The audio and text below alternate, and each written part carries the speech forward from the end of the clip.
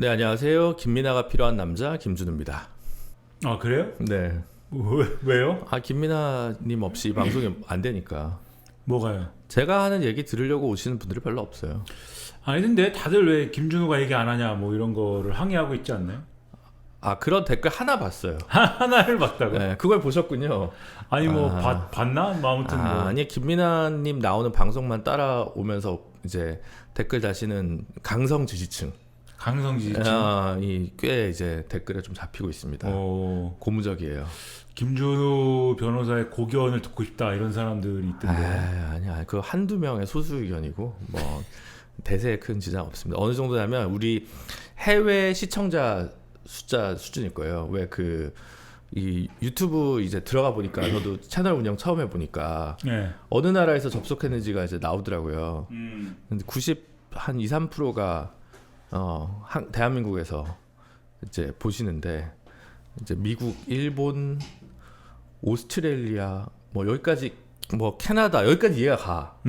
중국이 0.0 몇 프로 잡히는데 그건 VPN으로 보는 거예요? 어떻게 보는 거예요? 도대체? 모르죠. 뭐 중국 뭐 중국에서 볼 수도 있겠죠. 네, 중국 공안에서 우리를 주목하지 않겠지. 시진핑이 보나?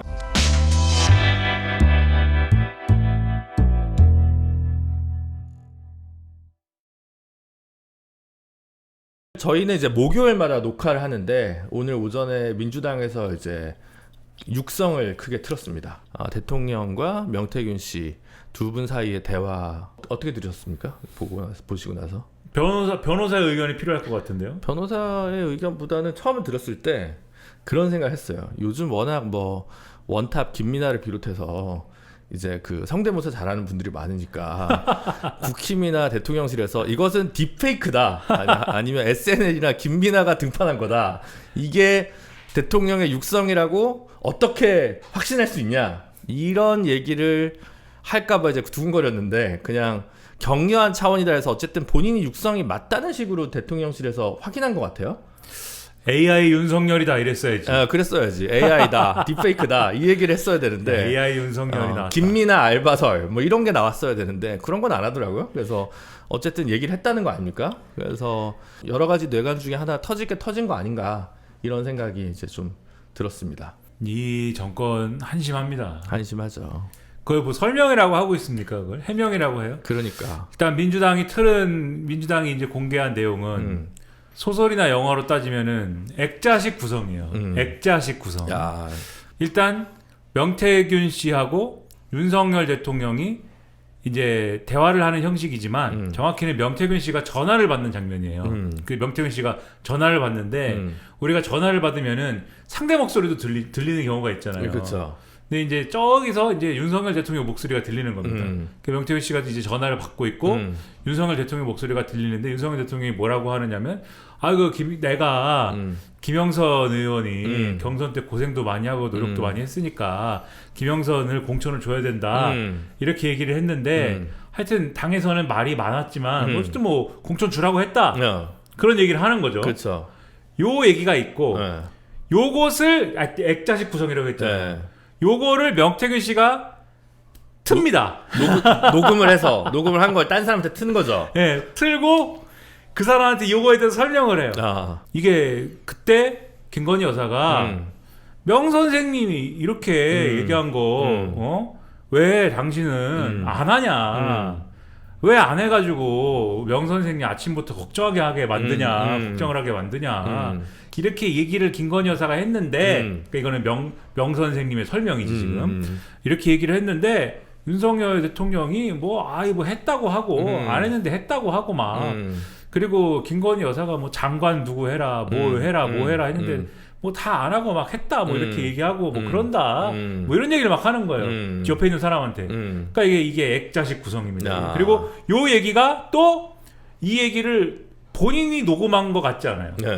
뭔가에 녹음이 됐어요. 이게. 그쵸, 이 뭔가에 녹음이 된 게 그래서 민주당 손에 들어간 거다. 그러니까 이게 액자식 구성이고 영화 인셉션 같은 거죠. 인셉션 같은. 그러니까 이 녹음 파일 안에 명태균이 있는데 명태균은 또 그 안에서 녹음 파일을 틀고 있고 그 녹음 파일 안에 명태균과 윤석열이 있는데 윤석열의 말은 또 그 안에 있는 전화기에서 나오고 있다. 인셉션 같은 거예요. 그리고 그 전화기에서 드러난 상황에 대해서 그 전화기 밖과 그 밖에 있는 명태균이 설명을 하고 있다. 예. 이게 사실은 근데 이제 여기서 또 내가 청취자 떨어지는 소리가 들리는데 네, 인셉션까지 했는데도 인셉션까지 했는데도 불구하고 저쪽 변호사는 네. 그 얘기를 할 것 같아. 이게 녹음된 날이 5월 9일이라면서요. 정확히는 네. 그러니까 최종적으로 요게 이제 그러니까 명태균 씨가 옆에 있는 지인한테 설명을 네. 하면서 뭐라고 하냐면 그래서 요 전화 끝나고 김건희 여사가 나한테 내일 그래서 오라고 했어. 네, 그 취임식. 네, 그러니까 그게 그 내일이 취임식이다. 그러니까 여기서 얘기하는 내일이라는 게 이제 5월 10일이고. 그렇죠. 명태균 씨가 이 지인한테 틀어준 날이 5월 9일이에요. 그러니까. 그러면 요 액자 안에 있는 얘기는 5월 9일 이전의 얘기인 그렇죠. 거죠. 네. 그러니까 당선인 신분일 때라는 거예요. 그렇죠, 그렇죠. 그러니까 대통령직에 있을 때 공천 개입이 아니라고 할 거라는 거예요. 지금 이미 우리 윤핵관에 밀려났다가 다시 최전선으로 복귀한 권성동 의원이 그 주장을 하고 있습니다. 그게 바로 딱 그 생각이 들더라고요. 변호사로서. 역시 이제 우수 변호사는 달라. 우수하지 않더라도 이거는 다 예상할 수 있는. 그 얘기를 하면서 이게 탄핵 사유가 될 수 없다. 벌써 이걸 얘기를 하고 있어요. 그렇게 실드를 바로 칠 것 같다라는 게 이제 예상이 되더라고요. 그래서 뭐 얘기를 하면은 다 그 생각부터 하는 것 같아요. 탄핵 무조건 그러니까, 그 생각을 하는 거야. 그러니까 이게 잘못됐다라는 거에 대한 반성보다는 탄핵은 안 돼. 이 트라우마에 갇혀가지고 지금 뭐 그런 것 같아요. 예를 들면 표절은 안 돼. 뭐 이거 음악성이 문제인데 지금 뭐 이런 거 표절은 문제되면 뭐 공동 작곡가로 해가지고 미리 다 이렇게 해도 되는데 하여튼 이거는 기본적으로 대통령으로서 혹은 공직자로서 선출직으로서 가져야 될 어떤 윤리적 덕목이나 감각을 완전히 결핍한 부부다라는 것이 명약 관화해진 순간임에도 불구하고 벌써부터 이거 탄핵 사유는 아니지 않냐 뭐 이렇게 발 빼는 걸로 전국이 좀 흘러가겠구나. 근데 이제 이거에 대한 대통령실의 해명이 바로 나온 게 여기서부터가 웃긴 건데 대통령실이 해명하기를 이 액자 속으로 들어가면은 명태균 씨한테 윤석열 대통령이 뭐라고 그러냐면 공관위에서 내가 이걸 받아봤고 공관위에 지시를 했다 요 얘기잖아요. 공관위로부터 받아서 받고 그리고 공관위에 지시를 했다. 근데 그런 적이 없다. 공관위로부터 어떤 것도 받아보지 않았고 그러니까 자기가 뻥카친 거다. 공관위에 뭘 지시하지 않았다. 요게 첫 번째 해명이었고 두 번째 해명은 그러면 그 얘기는 뭐야? 얘기를 왜 했어? 그거에 대해서 그거는 그냥 명태균 씨가 자꾸 김영선 공천을 얘기하기에 듣기 좋으라고 한 얘기야. 그러니까 그렇게 해명을 했거든요. 그럼 이제 무슨 얘기냐 이게 그냥 실제 한 행위는 없고 명태균이를 속인 것이다. 굴 아픈 거다. 네, 나는 명태균을 속였다. 윤구라. 나는 명태균에게 거짓말을 했어. 난 명태균을 농락했어. 가정의 평화를 위해. 나는 명태균의 뒤통수를 친 거야. 명태균 앞에서는 명태균에게 김영선 공천 줄 테니까 걱정하지 말고 있어. 이렇게 얘기했지만 그렇게 이야기하고 전화 끊은 다음에는 아무것도 안 하고 나는 그냥 가만히 있었어. 하지만 오비락으로 김영선은 공천을 받았다. 그렇죠. 김영선이 공천된 거는 뭐 공천이 왜 됐느냐는 그거는 이준석한테 물어봐라. 왜냐면 이준석이 대표였으니까. 이준석이 지난번에 뭐라 그랬느냐? 이준석이 이 김영선 공천은 아무 문제가 없고 이거 공천 될 만해 갖고 된 것이고 자연스러운 일이라고 했잖아. 이준석이 페이스북에 그렇게 썼더만 대통령실이 그 페이스북 캡처해가지고 기자들한테 막 줍니다. 그러니까는 보고 있던 이준석이 왜 나한테 그래? 나한테 그래라고 하지만 여기서 그 공천은 역시 이상했어라고 할 수가 없잖아요. 자기도. 그러니까 그 공천은 정당한 공천이었지만 자기는 관여하지 않았고 그 다 윤상현이 했다. 그 공천은 정당한 공천이었지만 이 전화에 대한 해명은 니네가 알아서 해야지 왜 나한테 떠넘기는 거야 이렇게 하면서 너네가 그 한 달 뒤에 나 쫓아냈지 나 쫓아낸 사람들이잖아 그러니까 난 관계가 없어 지금 이렇게 얘기하고 있다. 말미잘 같은 대응이라고 했던데 윤석이 청와대 대통령실 보고 나는 너무 웃겨요 이 상황이. 이게 뭡니까 봉숭아 합당입니까? 이게 뭐예요 지금 진짜 네? 얼척이 없는 거 아니 원래 같으면 그리고 이게 나오면 이게 뭐가 깨지는 거냐면 다 떠나서 뭐가 깨지는 거냐면 윤석열 대통령이 한동훈 대표를 불러서 전 세계에 쐐기를 딱 박았습니다. 나는 한동훈이 너무 싫다. 나는 대한민국 대통령은 집권 여당 대표를 아주 그냥 주먹으로 한 대 치고 싶다. 이거를 전 세계에다가 이 쐐기를 딱 박지 않았습니까? 그 자리에서 한 말씀이 있어요. 뭐라고? 나는 명태균이라고 하는 사람은 경선 이후에는 관계를 딱 끊었다. 대선 후보 경선 이후에는. 그리고 나는 이제 그렇게 했고 혹시 김건희 여사가 달래주느라고 연락했을 수는 있다. 뭐 연락을 하고 이랬을 수 있고 가족들은 가족들이라고 그랬어요. 가족들은 뭐 그럴 수 있는 거 아니냐. 그게 뭐 문제가 되냐 이랬거든요. 근데 뭡니까? 이 얘기 거짓말이었죠. 그렇죠. 왜냐면 경선 끝난 지가 언젠데. 그러니까. 예? 그 전화를 하고 있지 않습니까? 김영선 공천 얘기를 하고 있지 않습니까? 그러니까 이제 윤석열 대통령은 명태균도 농락하고 한동훈도 농락하고. 그렇죠. 김영선 공천 얘기를 그렇게 할 정도면 어쨌든지 간에 그게 거짓말이든 뭐 진실이든 뭐든 간에 최소한 3, 4월 얘기잖아요. 그 얘기는. 그쵸. 최소한 2022년 3, 4월 달에 하는 얘기잖아요. 그 경선 끝난 지가 언제예요, 그게.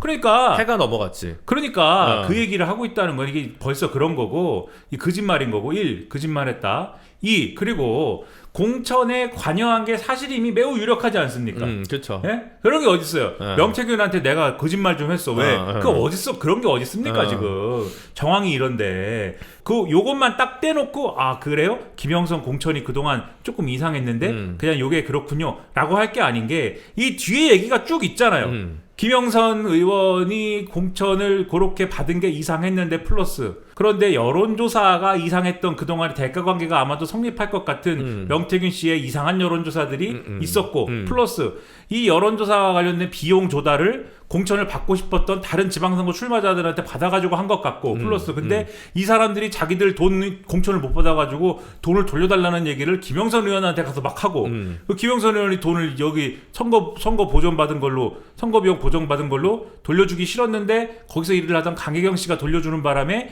여기서 관계가 깨지기 시작하면서 이 사단이 난 거고 그리고 그 창원 산다는 또 뭐며 그러니까 이런 것들이 주렁주렁 있으니까 그쵸. 공천이 뭔가 대가성이었던 거 아니야? 이 의혹이 주렁주렁 있는 건데 지금 내가 그냥 말을 그냥 그렇게 했어. 왜 이렇게 하면 해명이 되는 게 아니지 않습니까?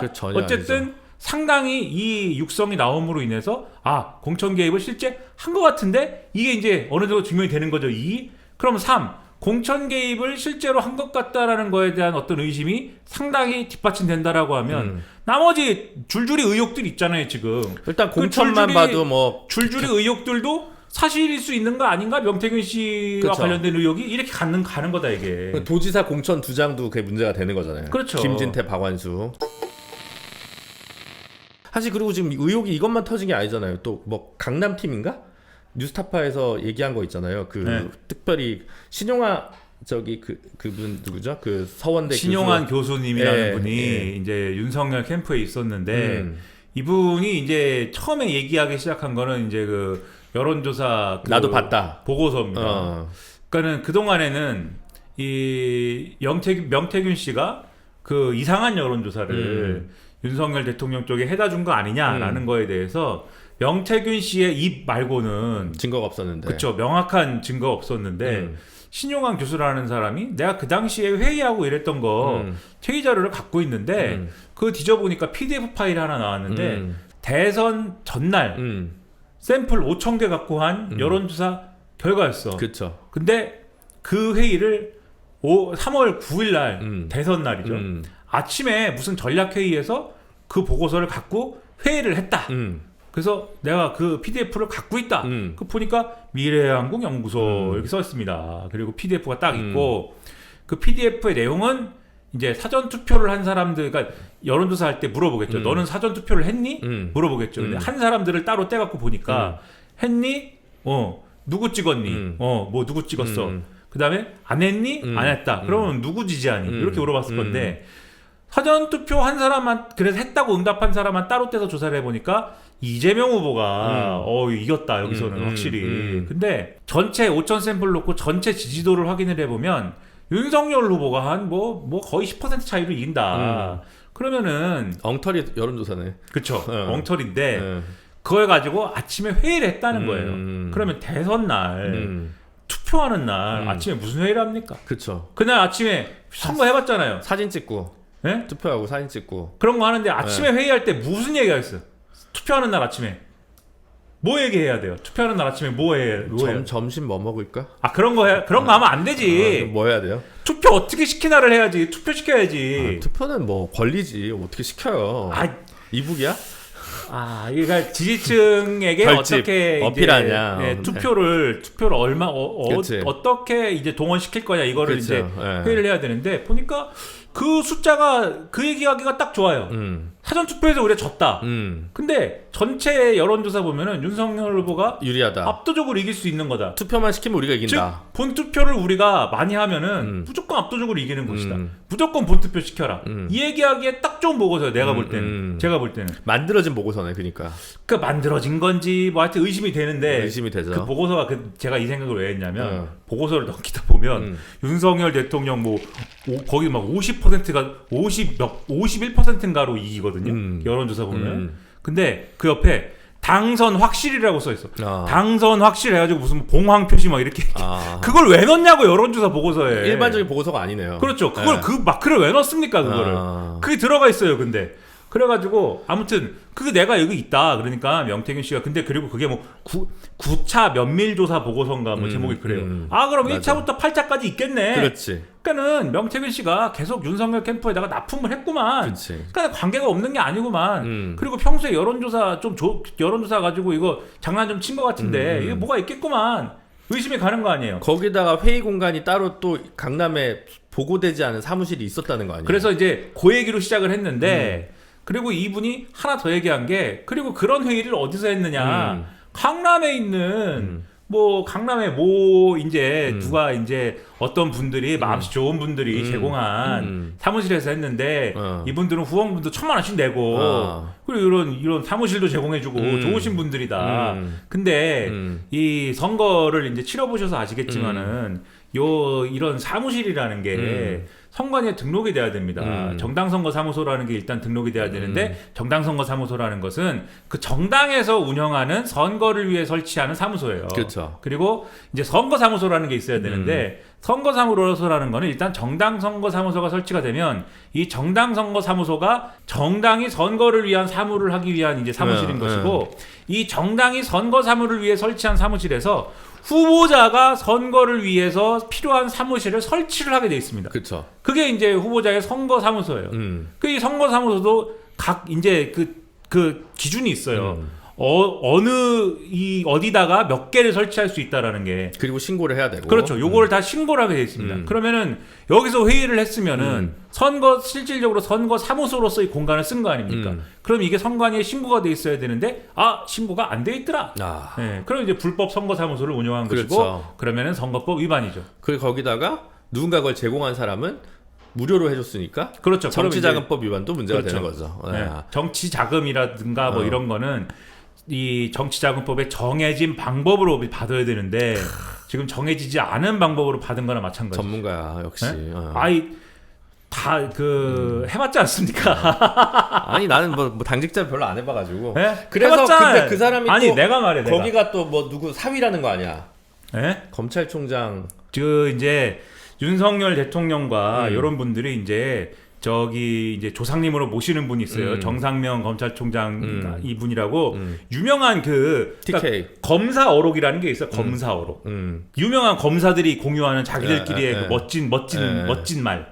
그 중에 이제 가장 그 멋진 말이라고 하는 말이 있습니다. 뭐 무사는 곁불을 쬐지 않고 뭐 이거 있어요. 뭐가 이제 소문의 영역에서는 이분이 대선을 전후하여 음으로 양으로 많은 도움을 주신 걸로 되어 있습니다. 멘토링 그룹의 뭐 핵심 중에 한 명이라고 알려져 있죠. 그리고 그 이제 윤석열 대통령과 그 언저리의 이제 법조계 인사들이 우리 이제 정상명 선생님 오시면 껌뻑 죽고 뭐 이런 거고. 하여튼 별 얘기가 다 있는데 뭐 제가 소문이니까 제가 정확히 뭐 사실 확인을 해본 건 아니니까 잘 모르죠. 네. 어쨌든 거기 사위가 또 대통령실에 들어갔었다. 그래서 뭐 대통령실 아무튼 하여튼 이 모든 것들이 결국은 물론 이제 재직 중에 일은 또 아니다. 라고 하는 이유로 이제 탄핵 사유가 아니다라고 이제 권성동 의원께서 또 얘기하시겠지만 결국은 말만 하면 탄핵 사유가 아니다. 그래서 탄핵 사유만 아니면 다 되는 겁니까? 그러니까 지금? 그래서 이거는 결국에는 시점이 언젠지 모르겠지만 퇴임 이후에 다시 또 기소가 되고 또 이제 서울중앙지검의 포토라인에 또 한번 서고 뭐 이제 이런 것이 이제 근 미래에 오지 않을까라는 생각이 들더라고요. 근데 법이라는 게 우리 검사님들이 어쨌든 법을 적용하는 적용한다고 하면은 많은 저기 법들이 있잖아요. 그러니까는 뭘 하기 전에 예를 들면 약속을 해주고 나중에 받아도 죄가 되고 뭘 해주기로 하고 사전에 받아도 그 죄가 되고 뭐 다 죄가 되는 법리들이 있더만요. 예? 죄 많은 사람이에요. 그러니까 걸려고 맘만 먹으면은 이렇게 걸고 저렇게 걸고 해가지고 다 걸 수 있겠더만 뭐. 나 갑자기 그 생각이 났어. 옛날에 한 6, 7년 전인가? 네. 중국 변호사들이랑 만날 일이 있었어요. 네. 근데 막 진지하게 묻더라고. 한국의 모든 대통령은 감옥에 가는데 미국식 민주주의가 동아시아에 안 맞는 거 아니냐.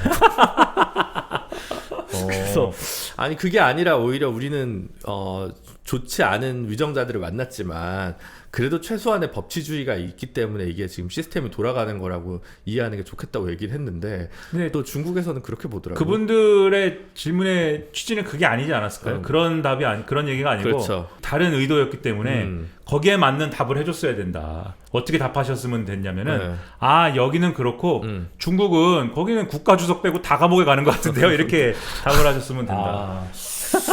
제가 너무 한중 관계를 고민했네. 그런 차이가 있다. 여기는 대통령 출신이 감옥에 가고요. 중국은 국가 주석을 빼고 다 감옥에 가거나 죽거나 합니다. 이렇게. 진짜 무시무시하다. 사실 이번 주에 할 얘기가 진짜 많은데 오늘 아침에 이게 터져가지고 딴 얘기가 또 다 묻혔어. 지금 얼마나 중요한 일이 많아요. 지금 기아가 우승을 했고 일본 시리즈는 저패 시리즈는 지금 소프트뱅크랑 호크스랑 2대2고 지금 다저스랑 양키스는 지금 3대1이고 뭐 다 야구이잖아 이거는. 지드래곤이 오늘 컴백합니다. 네? 파워라는 곡인데 이게 약간 미디어에 관한 조롱이나 뭐 이런 것들 문제 제기라고 이런 좋은 얘기가 파워요? 네, 노래 제목 선공개곡이 파워예요. 파워. 파워는 옛날에 레인보우라는 그룹이 역시 역시 리치 블랙모어의 3대 기타리스트에 들어가시는 그분 아니죠. 3대 기타리스트는 아니죠. 아닌가? 리치 블랙모어. 근데 이제 3대 기타리스트는 한국에서만 통용되는 건가? 한국이나 내지 일본에서만 유통되겠죠. 3대 기타리스트라는 게 뭐 의미가 있습니까? 그래요. 그런 게? 하여튼 그런 재밌는 얘기도 많은데 뭐 이런 얘기를 하고 있어야 되니까 참. 수요일 날 어제 한동훈 대표의 그 이상한 100일 취임 기자회견문이 또 있었던 거잖아요. 역시 끝까지 직구를 던지지 못하는 칼을 뽑지 못하는 한동훈이라고 저는 봤는데 그거는 어떻게 보셨습니까? 그것도 제주다. 어떻게 취임 100일 기자회견을 하는데 김건희 세 글자를 쓰지 않고 쓰지 않을 수가 있는가? 그러니까 그 어떤 기자가 그런 얘기를 하더라고요. 여기에 기자회견 뭐 해가지고 무슨 뭐 여러 가지 얘기를 하면서 그러니까 기자회견문 이 자체에 대해서 결국 우리가 한 얘기를 한 거 아니야. 특감으로는 김건희를 돌파할 수 없는데 특검을 해야 되는 거 아니냐 이런데 거기에 대답을 못해서 그거는 동문사답했다라고 제목을 오마이뉴스 곽우신 기자가 뽑았던데 한동훈. 아니 그거는 근데 기자들하고 질의응답이었고. 질의응답이었고. 그러니까 100일 기자회견문 본문을 보면 그러니까 어떤 기자가 저한테 그런 얘기를 했어요. 이게 어디다가 갖다 놔도 다 맞는 이 어떤 글이다. 그러니까 예를 들면은 그러니까 그 기자가 속한 이제 언론사 그 언론사에 갖다 줘도 그 언론사에 대한 얘기라고 해도 이게 다 들어맞는다. 예를 들면 이런 식이에요. 한동훈 대표가 그렇게 썼다는 얘기가 아니라 비유하자면 우리는 지금 위기를 겪고 있습니다. 이 위기를 돌파하기 위해서는 큰 결심이 필요합니다. 변화가 필요합니다. 그 결심을 위해서는 용기가 필요합니다. 그 용기를 내기 위해서 우리 모두 마음을 모아야 됩니다. 이 마음을 모으기 위해서 저도 결심을 하겠습니다. 이 결심을 하고 제 몸을 던지겠습니다. 여러분 지켜봐 주십시오. 이렇게 얘기하면 이게 어디다가 해도 다 통용되는 얘기잖아요. 약간 일본 정치인 같네. 아니 김준호가 얘기해도 김준호가 어느 시점에 얘기해도 비대위원장을 맡기 전에 얘기해도 이렇게 얘기하면 이게 비대위원장을 하겠다는 얘기구나. 비대위원장을 그만두겠다고 얘기하면서 이 얘기를 해도 이게 비대위원장을 그만두겠다는 얘기구나. 그렇죠? 지금 얘기해도 이게 유튜브를 하겠다는 얘기구나. 뭘 해도 다 들어봤잖아요. TPO가 하나도 없는 얘기를 한 거죠. 그러니까 이런 기자회견문을 써갖고 왔어요. 막 얘기를 합니다. 그러니까 이제 기자들이 듣다가 이제 그러니까 이 지금 상황에서는 지금 맥락상 이게 뭔가 윤석열 대통령하고 계속 싸우겠다는 얘기인가? 그러면은 뭘 갖고 싸우겠다는 거지? 김건희 여사 문제를 가지고 계속 싸우는데 특별감찰관을 최근에 의원총회를 통해서 표대결을 할 거라고 그랬는데 그건 계속 가는 건가? 막 의문이 이제 꼬리에 꼬리를 물잖아요. 손을 들고 물어본 거예요, 기자들이. 손을 들고 물어봤는데 이제 거기에 대해서는 특별감찰관은 뭐 어떻게 되는 거냐 물어봤는데 그 입장 변화가 없다. 그렇게 얘기했어요, 그냥. 입장 변화가 없다. 그러니까 특별감찰관은 표대결을 하는 거구나. 표대결을 하는 거다. 근데 뭐 표대결을 어떡하지? 그건 이제 그냥 입장 변화가 없다니까 추가 질문이 있을 수가 없고 입장 변화가 없다는데 뭘 더 물어봅니까? 그건 없고 입장이 없어 보였는데 그다음에 어쨌든 뭐 김건희 여사 문제에 대해서 해결이 필요하다. 뭐 그렇군 해결이 필요하고 그래. 구체적인 뭐 근데 솔루션은 또 없는 거고 계속 이런 식이니까 나중에 가서는 누가 그거 말해봐. 특별감찰관으로 해결이 안 될 텐데. 특검은 뭐 없습니까? 근데 그건 또 그냥 두루뭉술하게 넘어간 거고. 그 다음에 그러면은 최상병 특검은 제3자 추천으로 한다고 그랬는데 그건 어떻게 됩니까? 물어봤는데 그것도 입장 변화가 없습니다. 그것도 할 말이 없잖아요. 또. 그것도 그냥 그렇게 넘어가고. 한심하다. 그러니까 지금 근데 이게 그 우리는 이제 밖에서 이제 한심하다 이렇게 보고 있지 않습니까? 내부에서는 뭐 엄청 치열해요. 특별감찰관을 그냥 할 것이냐 아니면 민주당하고 이제 그 북한인권재단 이사 추천을 가지고 막 이거를 막 뒤를 칠 것이냐 이렇게 할 것이냐를 갖고 친윤 쪽에서는 절대 링크 풀면 안 돼. 이 북한인권재단 이사 추천하고 절대 풀지 않을 거야. 한동훈 대표 쪽은 아니야 풀 거야. 이거 가지고 막 힘겨루게 하는 거잖아요. 그 표결을 하면 당이 깨질 거야 라고 하면서 말리는 사람들이 있고 중간에 친윤 쪽은 우리는 절대 양보 못해 친한 쪽은 이거 꼭 이렇게 풀어야 돼 이렇게 꼭 가야 돼 이런 분위기거든요. 근데 한동훈 대표가 어제 입장 변화가 없다고 얘기한 거는 아니야 난 계속 표결 갈 거야 이거잖아요. 그러니까 자기네끼리는 지금 엄청 심각한 얘기예요 이게. 근데 한동훈 대표 쪽 생각은 그런 거라는 해석이 있더라고요. 표대결을 꼭 해보고 싶다. 일단 미천을 한번 확인을 해보고 싶다. 내가 줄을 세우면 몇 표가 세워지는지를 한번 확인하고 싶다. 그래 이 표 대결을 하고 지더라도 한번 자본 얼마나 되는지를 확인하고 가야 된다. 그래가지고 이게 의총에서의 표결이든 아니면 당원 투표든 뭐든 간에 그걸 확인하고 나서 그 다음에 이제 조직세를 확장해가고 뭐 이런 걸 하면서 조직 장악을 하고 요런 그림 아니냐. 지금 이런 해석들을 하던데. 그거를 지금 그거 어느 세월에 어느 천년에 그런 거를 하고 있습니까 지금? 그 조선일보도 미묘하게 썼더라고요. 하여튼 한동훈 이대로는 안 된다 이렇게 썼는데 오늘 이제 사설을 통해서 근데 오늘 사설은 이제 거의 한동훈 포기 분위기죠. 오늘 사설은 그렇게 해갖고 되겠냐 이런 분위기. 그러니까. 근데 이제 그렇게 해갖고 되겠냐라는 게 뉘앙스가 뭐 더 세게 받아라 이게 아니에요 지금 오늘은. 또 그게 아니더라고요. 더 세게 받아라 아니까 아니라. 너도 좀 네 편도 모으고 좀 뭘 좀 슬기롭게 해. 뭘 좀 해놨어야지. 이게 뭐야 지금? 이게 거의 F. 네, 거의 버리는 분위기로 지금. 내가 볼 때 지금 조선일보도 멘탈리티가 완전 붕괴되고 흔들린 것 같아. 최근에 여론조사 어디서 의뢰한 뭐 여론조사 했는데 이제 대권 주자로서 한동훈 대표의 지지율이 더 떨어졌다는 거죠. 지지율이 이제 좋게 나오지 않고 20몇 프로였다가 뭐 18%가 됐다 이렇게 떨어졌다는 거잖아요. 네, 그리고 보수적 유권자층에서도 그렇게까지 이제 뭐 일부 아주 그 한동훈 대표의 강성 지지층 외에는 별 기대가 없고 그 다음에 그 총선 패배 이후부터 계속 회자되던 한동훈 무용론의 논리가 있어요. 검사 출신으로 다시 안 된다. 안 된다. 윤석열 대통령이 워낙 이거는 너무 파괴를 해놔서. 검사 출신이 다시 한번 잡는 거에 대한 대중적 설득을 우리가 할 수가 없다. 이 얘기는 원희룡, 홍준표가 싫어하는 얘기잖아요. 근데 이제 그분들은 약간 검사 색깔을 그래도 많이 이제 탈각을 시켜놓은 거잖아요. 많이 벗어났으니까. 그렇죠. 너무 오래전이니까. 근데 정말 얼마 안 됐고 한동훈 대표는 검사밖에 한 게 없고. 그렇죠. 그리고 윤석열 대통령하고 워낙 이제 가까운 사이고 아삼육이었던 걸 다 아는데. 그치. 똑같은 아무리 둘이 싸웠어도 똑같은 리더십으로 어떻게 정권 창출하냐 이게 있는 데다가 둘이 싸웠지만 과연 지금 하고 있는 이런 스타일의 정치가 윤석열 스타일하고 얼마나 다르다고 할 수 있느냐의 문제에 있어서는 확신할 수가 없는 거죠. 에이 그래도 네? 배우자 리스크는 없잖아. 그거 모르죠. 모르는 일인가? 모르는 일인가?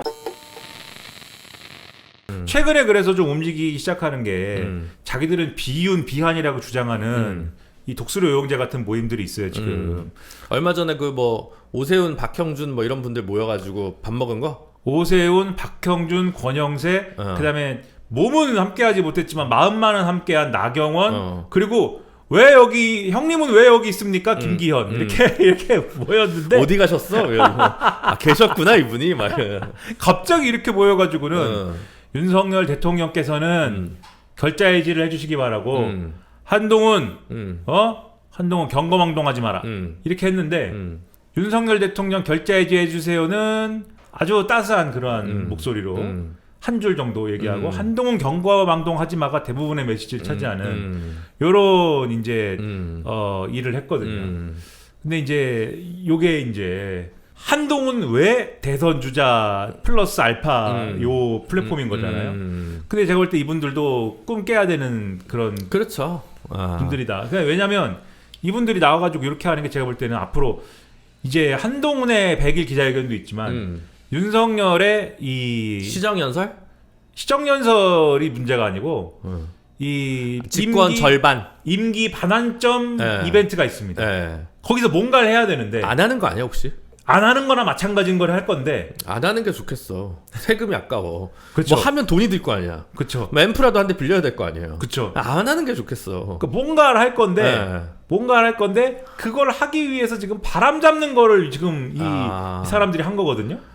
그런데 그 오늘 언론사 두 군데 보면 대통령이 이번에 그 개원식도 안 갔잖아요. 국회 개원할 때. 근데 시정연설 또 그 예산 설명할 때 그걸 이번에는 올해는 안 올 수도 있다는 거예요. 그래서 안 온다니 이게 말이 되냐라고 이제 보수 언론에서 또 깠거든요. 며칠째 그거를 뭐라고 하는데 그것도 안 오는데 그 임기 반환점 있는 행사를 한다고?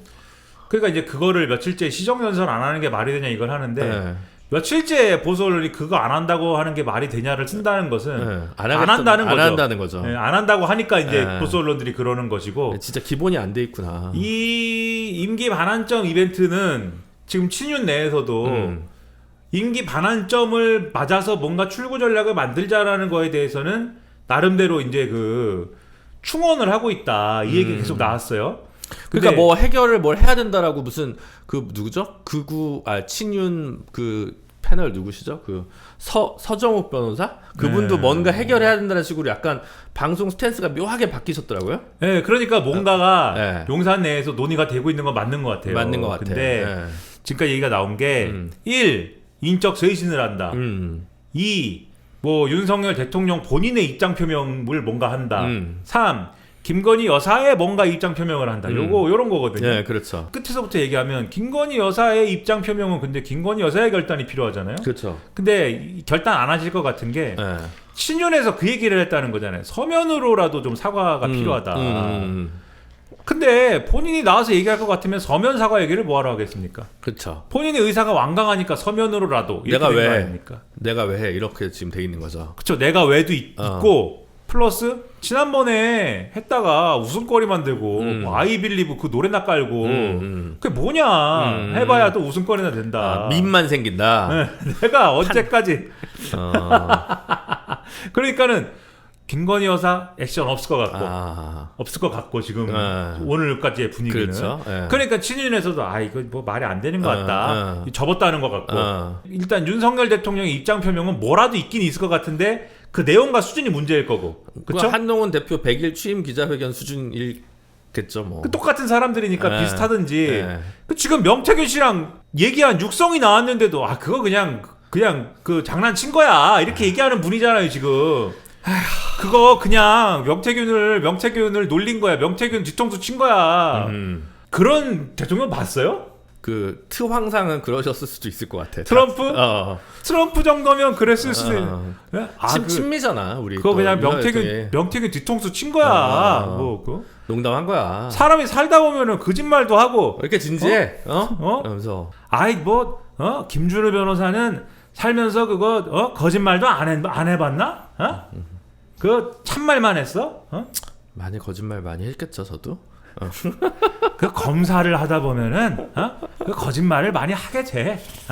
그 뭐 이렇게 아무튼 그런 친 분이니까 분명 이제 이상한 대응을 할 것이다. 그리고 이제 남는 게 인적 쇄신인데 인적 쇄신은 이제 그럼 인적 쇄신을 뭐 하냐? 그 인적 쇄신도 요 두 갈래가 있는 것 같아요 지금. 1. 작은 일, 김건희 라인에 대한 뭔가 그래도 읍참마속 한두 명 정도는 뭐 상징적으로 진짜 문제가 되는 한두 명 정도는 날려야 되는 거 아니냐. 음주운전 하신 분이랄지 뭐 이런 분들. 읍참 마속은 그분 마속에 대한 모욕적인 표현 아니야? 마속은 그래도 일은 잘했는데. 그러니까 마속이 그래도 일 잘했어요. 그래도. 사자에 대한 명예훼손 문제가 안 돼서 그렇지 지금 이게. 그 삼국지 연의에서 산꼭대기에다가 진을 쳐서 그렇지. 그 마량 동생이잖아. 그렇죠. 마량 동생. 그러니까 처음에 제갈량도 일을 잘하니까 아끼고 걔한테 정권을 준 이유가 있는 건데. 왜 이 자식이 산 꼭대기에다가 진을 쳐갖고 말이에요. 포위 당하기 딱 좋게. 여하튼 가정 전투에서. 어쨌든 누군가를 자른다. 몇 명을 자르는 거. 예를 들면 뭐 강기훈 씨 그 양반 800m인가를 운전을 한 음주 상태에서 야, 800m를 운전한 게 아니고 벌금이 800만 원이 나왔다는 건가?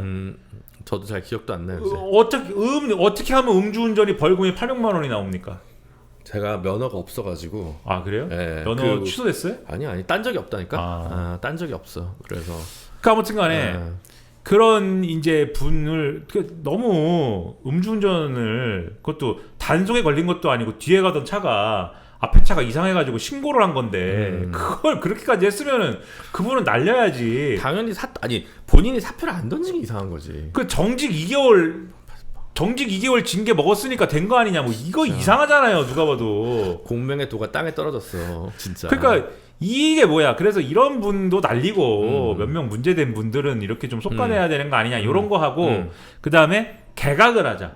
좀 오래된 분들은 좀 이제 좀 정리하자. 이상민 장관 그쵸. 아직도 장관하고 있고. 그렇죠. 이상민 장관이나 또 총리도 좀 지난번에 그만뒀는데 이제 좀 갈고. 총리님은 좀 이제 조금 너무 이렇게 힘들어 보이시더라고. 네. 그러니까 요렇게 가자. 요게 있는 것 같은데 제가 볼 때는 그렇게 안 될 것 같다는 생각이 드는 게 인적 쇄신 하자. 인적 쇄신을 할 수도 있을 것 같아요. 근데 이상민 장관은 그만둘 수도 있는데 뭐 다른 요직을 맡는다든지 비서실장으로 이상민이 온다든지. 뭐 그런 얘기를 제가 지금 한 3번 들었는데 회전문 인사. 그런 식의 얘기를 3번 들었는데 그럼 무슨 소용이에요? 그게 인적 쇄신이에요? 그건 아니죠. 그러니까요. 그런 식으로 뭐 된다든지.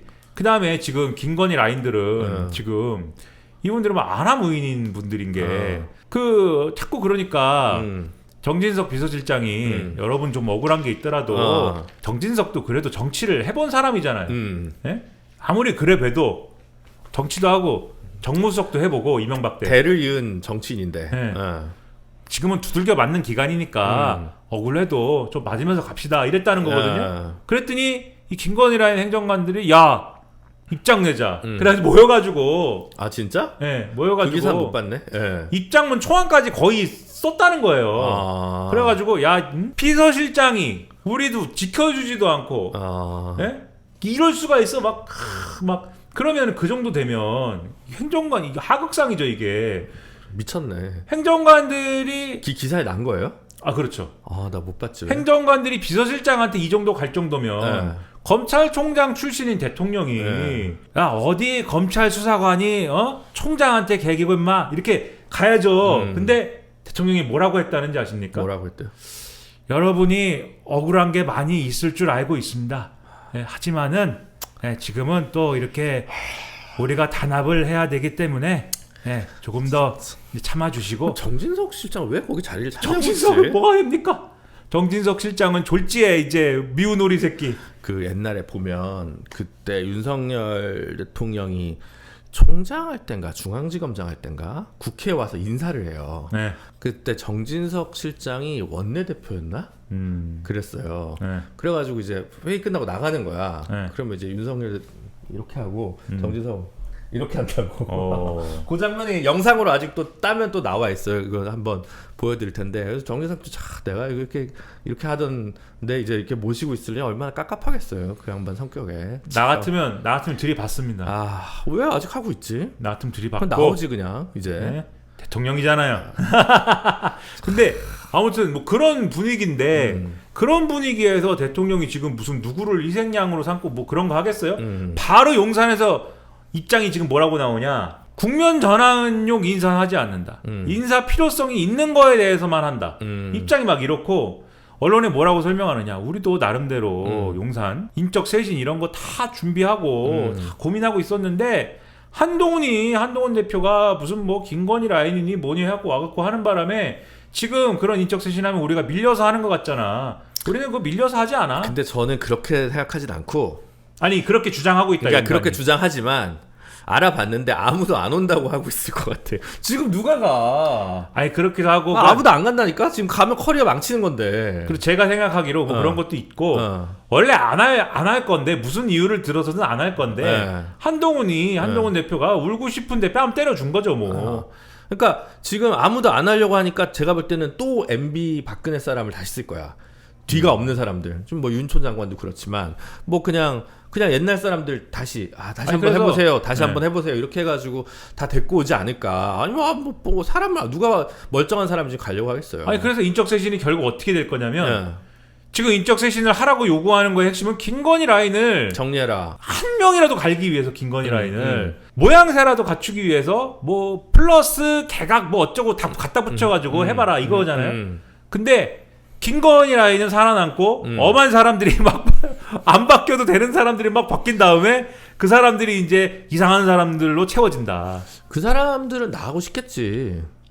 뭐 맨날 하고, 하루가 멀다고 사고 터지는데 내 같으면 지금 대통령실에 내가 근무하고 있는 뭐 행정관이다, 선임 행정관이다. 그래서 망했다. 지금이라도 빨리 어디 뭐 기업에 뭐 대관으로라도 빨리 취업하는 게 낫나? 지금 런해야 되지 않아? 근데 지금 런하면 또 로열티가 부족하다느니 뭐 이러고 있으니까 지금 사표도 못 쓸 거 아니에요. 근데 이럴 때 그러면 일괄 사표를 던지세요. 아싸 이러고 이제 던지고 뭐 이렇게 그러고 있을 것 같다는 생각이 들더라고. 참. 그래서 이 정권은 야망을 펼칠 수가 없다. 그러니까 지금 제일 좋은 건 사실은 우리 대통령께서 취임 반환점을 도는 날 양재역에 서울 가정법원에 가서 이혼 소장을 이렇게 접수를 하면 지지율이 올 것 같지 않아? 절대 그렇게 안 하시고 못 하시죠. 너무 마술적 사실주의다. 심지어 저한테 그런 말씀하신 분도 있었어. 김건희 여사를 유학을 보내자. 누가 그 얘기를 해서. 그렇죠. 네가 가라 하와이. 제가 그랬어요. 근데 그 해법은 윤석열 대통령 임기가 끝날 때까지 이분이 돌아오지 않는다라는 걸 전제를 첫째 해야 되고. 그렇죠.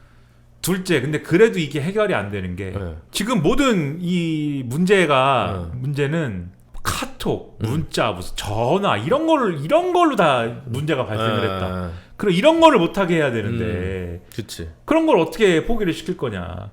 지금도 보세요, 개혁신당의 허은하 대표한테 전화를 하셔가지고, 지금 그게 또 우리 또 장성철 소장님께서 말씀을 하셔가지고 지금 난리가 난 거 아니에요. 난리가 났죠. 전화를 왜 이렇게 개혁신당 아닙니까 거기는 심지어 거기다가도 전화를 해서 통큰 정치. 혹시 모르죠. 정의당에도 전화 올지 또. 그래 모르는 번호 오면 받아야 돼? 이제 안 받아야 됐구나. 모르는 번호 오면.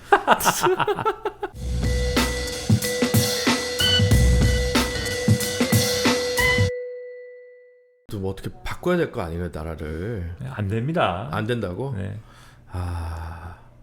그 일본처럼 이렇게 좀 일본 얘기 좀 해볼까 그러면 차라리. 일본은 내각제니까 그러고 있는 거죠. 그러니까 나도 이제 그동안 확신이 없었는데 내각제로 가는 게 맞는 것 같기도 하고. 근데 제도는 제도가 완벽할 건 없죠. 그렇죠. 제도는 물론 바뀌어야 한다. 저는 내각제도 어떤 제도를 어떻게 조합하느냐에 따라서 좋은 정치 제도 될 수 있다고 본다. 근데 이 제도가 바뀌어도 그 제도 운영하는 놈들이 이상한 놈들이면 결국 다 망가진다. 그 제도의 나쁜 점을 다 찾아내가지고 그 제도를 악용한다 또. 그쵸. 그래서 나쁜 정치를 또 만든다. 이것이 또 세계 정치에서 나타나는 현상이다. 그렇긴 하죠. 일본 선거 특집은 따로 우리가 또 해야 되나? 네? 일본 선거 결과에 대한 김민하 평론가의 이제 지금 논평을 듣고 싶어하는 또 강성 지지층이 있잖아요. 뭐 그거 논평할 게 있나요? 뭐 일본 뭐 망했는데. 그럼 이시바 총리는 지금 사퇴하는 거예요? 지금 약간 버티잖아요. 네. 버티려면 버티고 뭐 이제 며칠입니까? 이제 저기 해야 되는데 총리 선출해야 되는데 이제 와서 뭐 지금 뭐 국민민주당이나 유신혜가 뭐 노다 요시히코님을 이제 뭐 찍어줄 것 같지는 않고 국민민주당은 모르겠는데 국민민주당은 뭐 마이웨이 하겠다는 거잖아요. 지금 그러면 거기는 공명당 그 창각회 계열의 공명당과 이제 자민당만으로 이제 과반 의석이 안 되니까 내각을 이제 구성을 하려면 그럼 일본 유신회가 갖다 붙어야 되는 거면? 그게 간단하게 잘 안 되는 것 같고 국민민주당이나 일본 유신회나 이렇게 껴서 이제 해야 되는 것 같고 그리고 이제 무소속들 있어요. 이번에 이제 그 원래 이시바 시게루 아저씨가 날린 사람들 그쵸 정권을 잡으면 아베파들은 큰일 날 것이다 이렇게 생각을 했는데 요 선거에 들어가기 직전까지 별로 그렇게 이시바 시게루 아저씨가 그러니까 늘 비주류에 있던 사람들이 정작 정권을 잡으면 또 그렇게 칼을 시원하게 휘두르지를 못합니다. 또 늘 보면은 또 자기 일 되면은 또 그래가지고 시원하게 휘두르지 않고 또 슬슬 하는 바람에 아베파가 이번에 아무튼 많이 죽긴 했는데 선거에서 떨어지기도 떨어지고 했는데 아무튼 무소속으로 가가지고 좀 된 사람들이 있어요. 그 사람들도 뭐 이렇게 좀 데려오고 이런 식으로 해가지고 그 다음에 빼오기 할 거다라는 얘기도 있고 어디선가 빼오기 할 것이다. 그게 유신회가 됐든 어디가 됐든 그러니까 최대한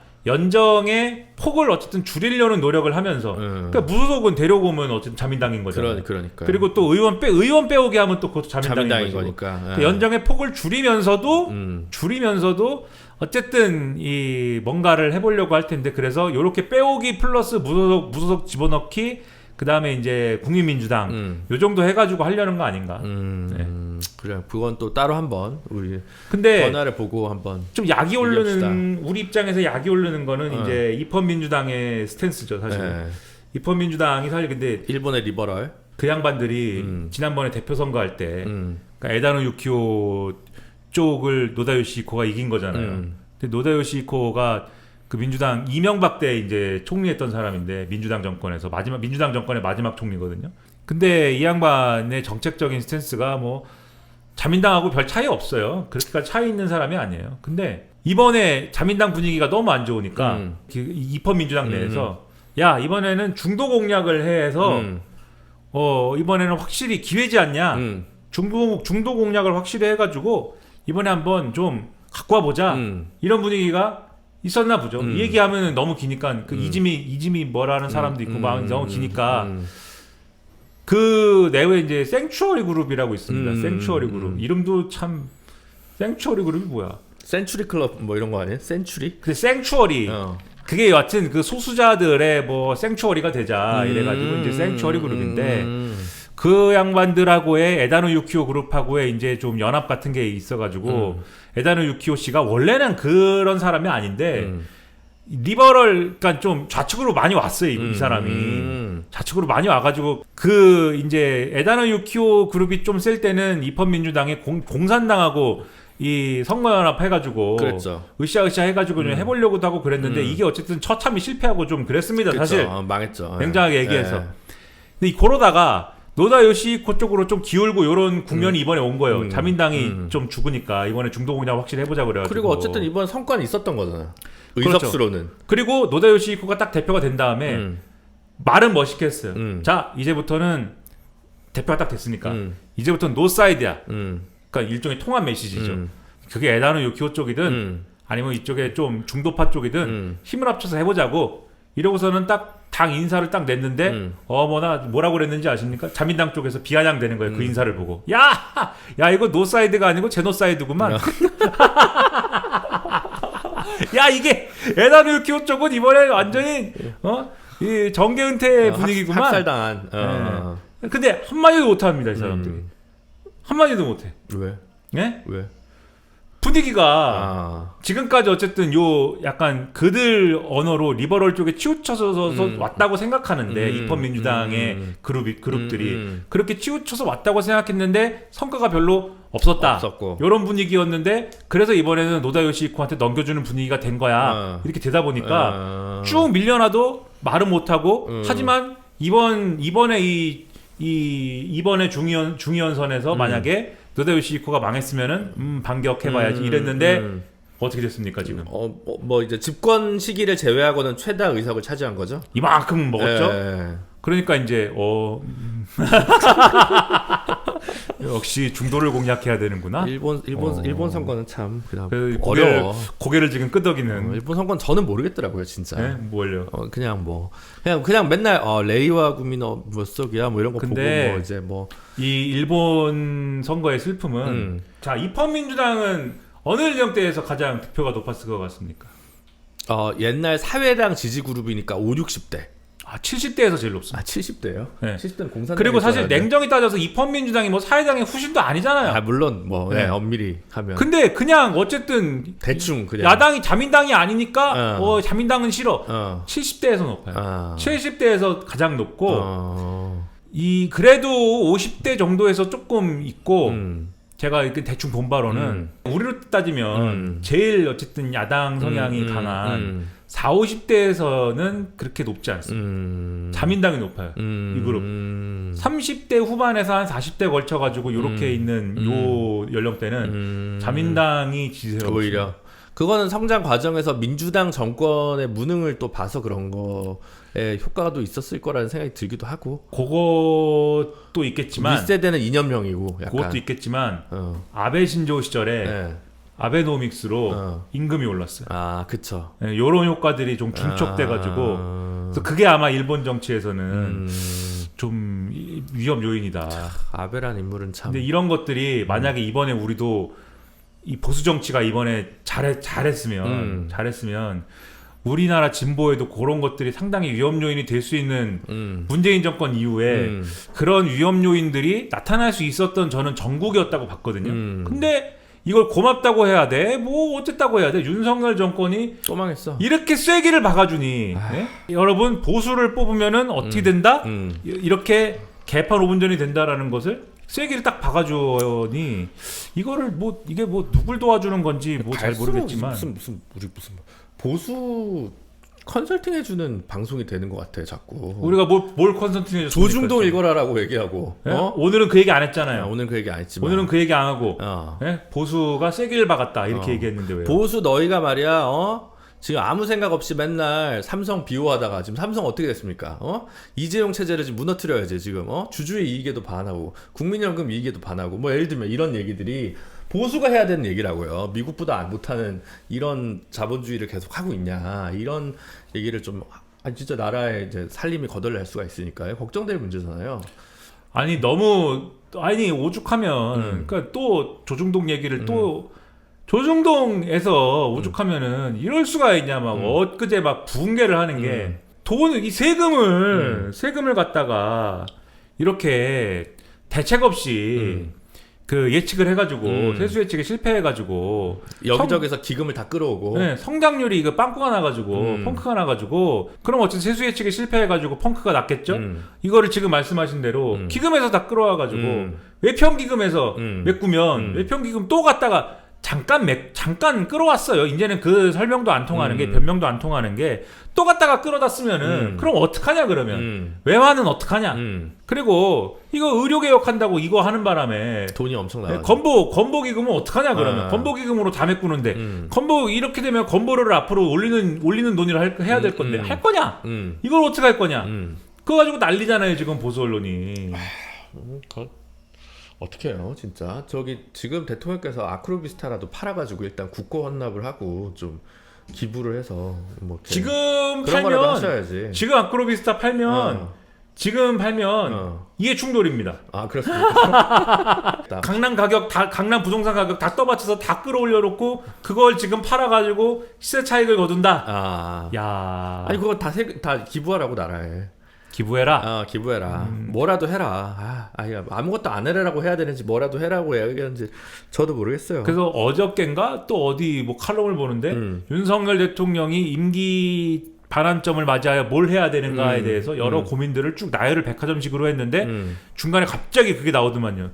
임기를 항상 하는 얘기 있잖아요. 임기를 단축하고 개헌을 하면 어떨까? 해야 돼. 보수에서 또 이거를 또 그렇게 해야 될 것 같아. 사실 그 얘기를 하고 싶지만 많은 과제들 속에 숨겨놨더라고요. 그 얘기를. 그치. 지금 나라 꼴이 지금 하여튼 뭐 저는 임기 단축 개헌 찬성합니다. 지금 뭐 어떻게 하겠어요. 제도 개선 매니아이기 때문에. 그렇죠. 제도 개선에 대한 야망. 제도 개선 야망이 있는.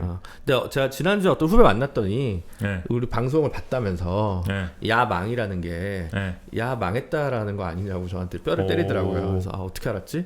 라고 이제 그 진정한 야망이라는 거는 그런 거죠. 망했는데 야 망했는데 그러나 품고 있다 야망을. 이게 진짜 야망, 엄청난 야망이죠. 이 역사를 보면은 태어났을 때부터 금수저인 사람이 뭐 야망을 갖고 있다 이런 건 별로 그렇게 대단한 어떤 역사로 남지 않아요. 네. 태어났는데 뭐 조상님이 대단하신 분이었을 수는 있지만 태어났을 때 별 볼 일이 없었다. 근데 야망이 엄청났다. 그래갖고 결국 해냈다. 이런 게 대단한 거 아닙니까? 그런 사람들은 보통 이제 조상을 조작하지. 조상이 대단한 사람이었다고 이제. 그게 유황수가 아니에요. 조작까지 한 건 아니지만. 그 유씨인지도 몰라 그분은. 유황숙이 유씨는 맞겠죠. 유씨는 근데 맞아요. 사실 따져보면은 알게 뭐냐. 그쵸. 예, 뭐 한나라 무슨 뭐 DNA 검사가 있어. 중산 정왕의 무슨 뭐 후손이고 그거 어떻게 아냐 사실. 어떻게 알아요? 제가 지금 얼마나 답답하면 일본 정치 얘기하다가 지금 야망 얘기하다가 이제 딴 데로 새는 게 끓는 점은 계속 높아지고 있는데 정말 뭐 이렇게 되든 저렇게 되든 변화의 지점을 같이 이제 모색하는 방송을 하자니 너무 진지해지고 또 이게 쉽지 않은 지금 과제들이 겹겹이 있잖아요. 사실은 뭐 사법적인 문제도 있고 뭐 제도적인 문제도 있고 정치적인 뭐 리스크나 요인들도 되게 많아가지고 그냥 뭐 조롱하고 막 이러고 끝날 그렇게 방송하긴 또 싫고 또 너무 진지하자니 또 너무 각 잡는 것 같고 하여튼 저는 어디 한번 야망을 드러내 보세요. 그러면 혼란스러워요. 슬슬 이제 지금 빌드업을 하시는 것 같은데 드디어 야망의 발톱을 드러낼 때가 왔다. 제 야망은 지금 조회수와 정기 구독자 늘리는 것밖에 없다니까. 슬슬 이제 시동을 거는 것 같은데. 아닙니다. 우리 2,000명을 이제 돌파했습니다. 네, 감사합니다. 여태까지 김민아 떠들게 뒀으니 이제 슬슬 나의 발톱을 드러내 볼까 이렇게 하시는 것 같은데. 아니 근데 진짜 못 보셨을 텐데 안 나오셨던 방송에서 제가 한번 그런 얘기 한 적 있어요. 야망을 드러냈어요? 네, 저는 좀 듣고 싶다. 뭘요? 이야기를. 무슨 이야기? 사람들의 이야기를 좀 들어야 돼. 내가 지금 뭔가 얘기할 수 있는 게 많이 채워져 있는 것 같지 않다. 솔직히. 뭐 가장 뼈대는 있는데. 그러면 섭외를 좀 해야죠. 그러면. 섭외. 섭외 누구 할까요? 일단 김환? 예? 김환? 아니 그런 사람도 있지만 그 본인 주변에 있었던 분들부터 섭외를 좀 해야죠. 제 주변에 누가 있을까요? 그 정의당 대표할 때 있었던 사람들부터. 정의당 대표할 때 주변에 다 이렇게 노출을 싫어하시는 분들이어가지고 김준우의 십상시들 이렇게 데리고 나와라. 뭐 십상시가 됐든 근데 그래도 좀 이렇게 아실만한 분이 있어야 이렇게. 얼마나 똑똑한 사람들 많습니까? 자타층 진보들의 얼마나 똑똑해 얼마나. 얼마나 얼마나 똑똑하냐 얼마나. 누구 불러요? 얼마나 똑똑한 사람이 많아요. 제일 진지하신 분은 너무 똑똑해갖고 남의 말은 듣지도 않고 그냥 막 우리 뭐 장석준 선생님 불러요? 뭐 장 선생도 좋고 뭐 말만 걸면 다 똑똑하신 분들이 얼마나 많습니까? 누구 있어요? 여기 우리 강상구. 강상구도 있고. 언제나 노회찬 어록에 저자. 뭐 강상구 교장 선생님 이게 있고. 지금 장석준 소장님. 장석준 정당 운동사고 소장님도 있고. 이게 강상구 씨의 언제나 노회찬 어록.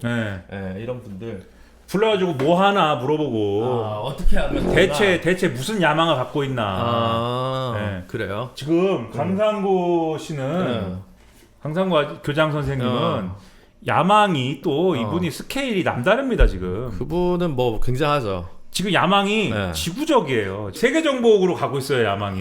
진짜? 지금. 세계적 스케일의 야망. 그래. 세계적 지리학자로 발돋움할 지리학과 대학원생 강상우 선생 한번 모시죠 뭐. 그러면 시간 내가지고. 그리고 이제 가끔 보면은 이제 제가 유튜브 댓글 잠깐 보니까 뭐 남의 나라 얘기를 해라 뭐 이런 것도 막 달고 그러던데 남의 나라 얘기 전문가 여기 있잖아요. 남의 나라 얘기 전문가 이거 장석준 선생. 이분은 그 30대 초반일 때부터 남의 나라 얘기만 해온 분인데 이분은 유럽 진보 정당에 대한 모든 얘기를 다 하신 분이죠. 그때부터 무슨 남의 나라 얘기로만 일평생. 하지만 저는 김민아 책이 제일 좋은 책이라고 생각한다. 어쨌든 오늘 또 이제 갑자기 이제 대통령실 명태균 발 이게 이제 있는데 이 플로우가 어디까지 가는지를 좀 중단기적으로 예측하는 것도 의미가 있을 것 같다고 저는 원래는 생각하는데 길게 보는 걸 좋아하니까 예를 들면 내년 봄에 또 재보궐 있죠 아마 뭐 하겠죠. 네, 그럼 그때까지의 흐름 속에서 뭔가 이제 변화축이 생길 것 같다는 생각이 한편으로는 들고, 한편으로는 이 명태균발 리스크가 어디까지 갈 거냐에 따라서 전국이 또 어떻게 파장이 커질지. 어쨌든 대통령 지지율이 그리고 20%를 지난주에 갤럽에서 찍었는데 이번 주에 또 20% 밑으로 더 처박혀가지고 이렇게 될지 뭐 이런 것들을 좀 지켜볼 필요가 있을 것 같다는 생각이 들기는 하네요. 이 정권은 일단은 안보 이슈로 방어를 하려고 하는 것 같고 우크라이나에 가가지고 네. 그 포로로 막 잡히고 할 거 아니에요, 북한 병사들이. 그럼 거기 들어가가지고 설득을 한번 해볼까 뭐 이런 생각을 하는 것 같은데 그게 아마 국제법적으로 불가능하다라는 얘기도 있는 것 같고 근데 아무튼 그렇게 해가지고 몇 명이라도 데려오면 되지 않아? 뭐 이런 생각도 하고 뭐 하여튼 뭐 한국 진보대 대표 무슨 압수수색도 어젠가 들어갔더라고요. 그러니까 공안몰이나 북풍 이런 이슈로 뭔가 좀 넘겨보자. 이게 한켠에 있겠네요, 계속. 그 전쟁을 보면 좀 전쟁이 안타깝다든지 그러니까요. 좀 이게 뭐 그리고 여기에 잘못 여기에 좀 손을 댔다가는 더 큰 어떤 그 후과가 있다든지 이런 생각을 하는 게 아니라 요 기회를 놓치지 않고 일석이조 북한도 혼내주고 요걸 활용해가지고 어떤 영향력도 미치고 뭐 요런 식으로 생각을 하는 이런 분들이다. 근데 요거 가지고 좀 지지율이나 이런 거를 떠받치려고 할 것 같은데 근데 그런 거 전망하고 예측하는 게 지금 참 의미가 없다라는 생각 또 한편으로는 드는데 무조건 아니라고 하고 무조건 거부권 행사하고 무조건 별거 아니라고 하고 무조건 그리고 이렇게 휘어 잡아가지고 조직을 장악해가지고 끌고 간다는 식으로 하면서 대통령은 이거 뭐 면책특권 있고 뭐 이걸로 다 밀고 가는데 이런 식으로 하면 뭐 정치적인 어떤 해석 전망 이런 게 뭐 소용이 있나 현타가 오고 그렇습니다 요새. 알겠습니다. 그러면 이제 앞으로 우리 갈 길이 뭐야 되는지에 대해서는 또 이제 그러면 우리 저명하신 저자들을 좀 모시고 이야기를 들어보면서 좀 더 머리와 의견을 모아보죠. 뭐 저분들을 그냥 부르면 아마 재미가 없기 때문에 근데 제가 저분들을 다 개그맨으로 만들 수가 있습니다. 진짜요? 네, 개그맨으로 만들어 드립니다. 알겠습니다. 이렇게 얘기했지만 다음 주에 또 둘이 앉아 있다 또. 그렇지. 그렇게 되면 뭐 쉽지 않아 모든 것이. 하여튼 한번 노력해 보도록 하겠습니다. 어쨌든 오늘도 청취해 주신 분들 감사드리고 좀 빨리빨리 자주자주 업데이트할 수 있는 방송이 되도록 노력해 보겠습니다. 지금까지 저는 야망이 부족한 남자 김준우였습니다. 김준우였습니다. 안녕히 계세요.